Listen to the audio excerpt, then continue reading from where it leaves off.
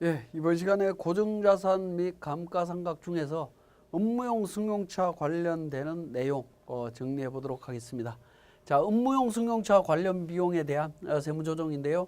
자, 관련 비용을 구분해야 된다라는 겁니다. 감가상각비와 기타 비용으로. 그리고 이 관련 비용들은 전부 다 일반 전표에서 차량별로 전부 다 구분 기장이 되어 있어야 됩니다.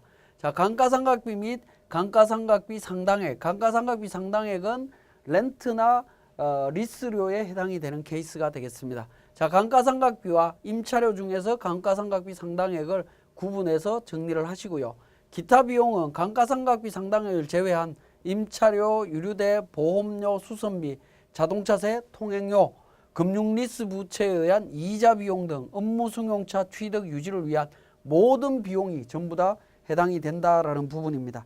자, 177페이지에 업무용 승용차 관련 비용은 반드시 업무용 승용차별로 구분해야 된다라는 부분 앞에서 한번 설명을 드렸죠.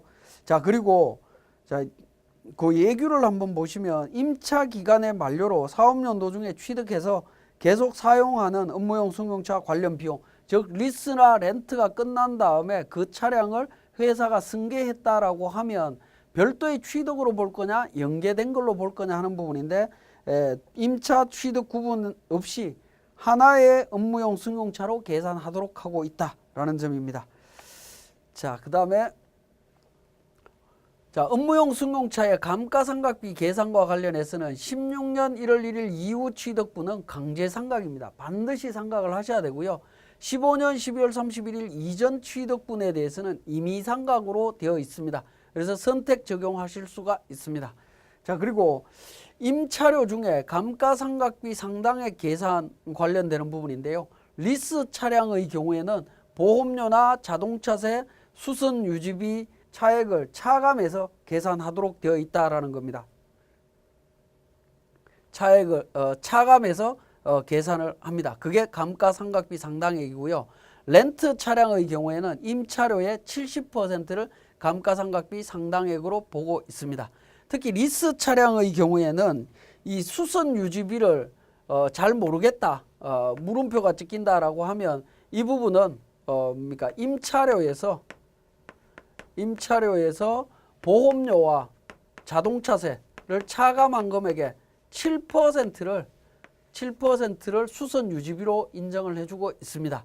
그래서 그러니까 7% 인정이 되기 때문에 수선 유지비를 잘 모르면 보험료, 자동차세 이 금액의 7% 합친 금액을 차감한 금액을 감가상각비 상당액으로 인정한다라고 보시면 되겠습니다. 자, 업무용 승용차의 세무조정에서 전체 비용의 송금 물산입 특례와 관련되는 부분이 되겠습니다. 자, 이 부분 보시면 운행기록부 작성 여부에 따라서 업무 사용 비율을 일단 계산을 합니다. 자, 계산을 하고요.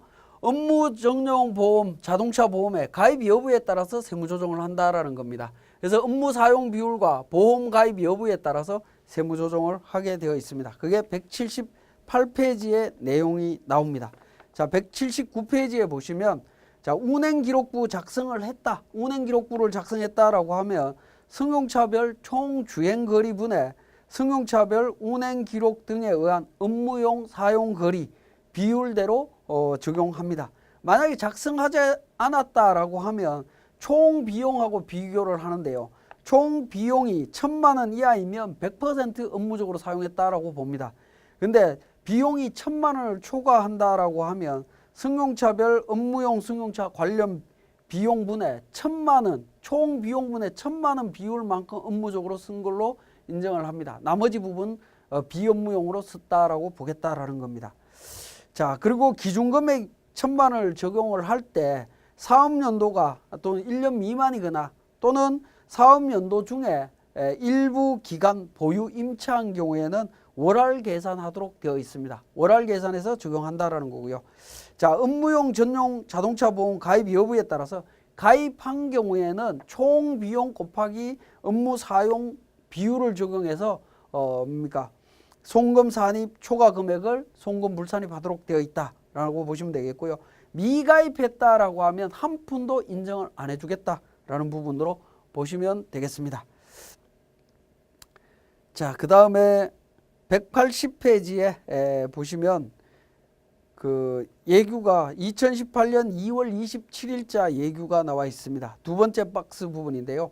해당 사업연도 전체 기간 중에 일부 기간만 업무 전용 자동차 보험에 가입한 경우에 어떻게 되느냐 하는 부분인데, 일부 기간에 해당되는 부분만 송금으로 인정을 해주겠다라는 부분입니다. 기간 계산하도록 되어 있습니다. 이 규정은 원래 2016년도에 한해서만 적용하던 부분이었는데 법을 개정해서 17년도부터 계속 적용을 하고 있습니다. 자, 그 다음에 업무용 승용차 감가상각비 송금 불산입 특례입니다. 자, 감가상각비, 우리 업무용 승용차 관련되는 비용은 감가상각비와 상각비 상당액과 나머지 비용 구분했었죠. 그때 감가상각비에 해당되는 금액이 800만 원을 초과하는 상각비는 송금 불산입합니다. 비용으로 인정하지 않겠다라는 부분이고요. 소득 처분은 자가 차량은 유보로 소득 처분하고요. 리스 차량이나 렌트 차량의 경우에는 기타 사외유출로 소득 처분을 합니다. 자, 이렇게 이제 소득 처분된 금액은 추후에 송금 추인 과정들이 남아 있습니다. 자, 그 다음에 상각비 한도 초과액을 2월 송금 산입하는 경우입니다. 자, 아까 송금 불산입했던 유보나 기타 사외유출로 소득 처분했던 금액은 한도 초과 2월액이 당기 800만 원에 미달하는 범위 내에서 송금 산입합니다. 당해 연도에 감가상각비 계상한 금액이 800만 원에 미달한다라고 하면 그 차액 부분, 그죠? 미달하는 금액이 있겠죠. 그 금액을 2월액과 비교해서 작은 금액을 송금 추인해주고 있습니다. 자, 그리고 업무용 차량을 처분하는 경우가 있을 수 있는데, 처분했을 때 처분 손실이 나옵니다. 처분 손실에 대한 송금 불산입 특례입니다. 처분했을 때에도 처분 손실이 800만 원을 초과하면 송금 불산입합니다. 처분했을 때. 다음에 800만 원 넘어가면 초과되는 금액은 송금 불산입합니다. 그리고 그 다음 사업연도부터 800만 원씩 균등하게 송금 산입해 준다라는 겁니다. 그러니까 끝날 때까지 인정받을 수가 있고요. 자, 그 다음에 부동산 임대업 등 법인의 적용 특례 관련되는 부분입니다.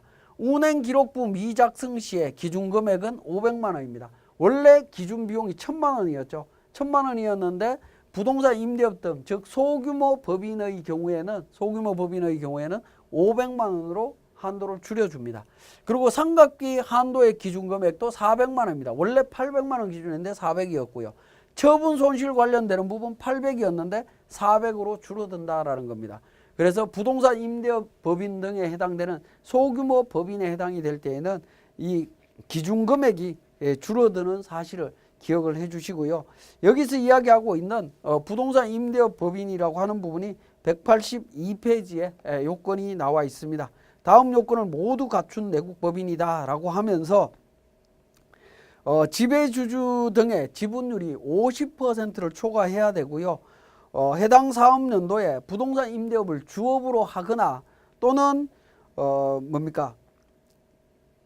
그 부동산 임대소득 또 이자소득 배당소득 금액이 매출액의 70%를 초과하거나 해당 사업연도 상시 근로자 수가 5명 미만인 이 세 가지 조건을 모두 충족했을 때 소규모 법인에 해당이 된다라고 보시면 되겠습니다. 자, 지금까지 업무용 승용차 관련되는 세무조정 내용을 간략하게 정리를 했습니다.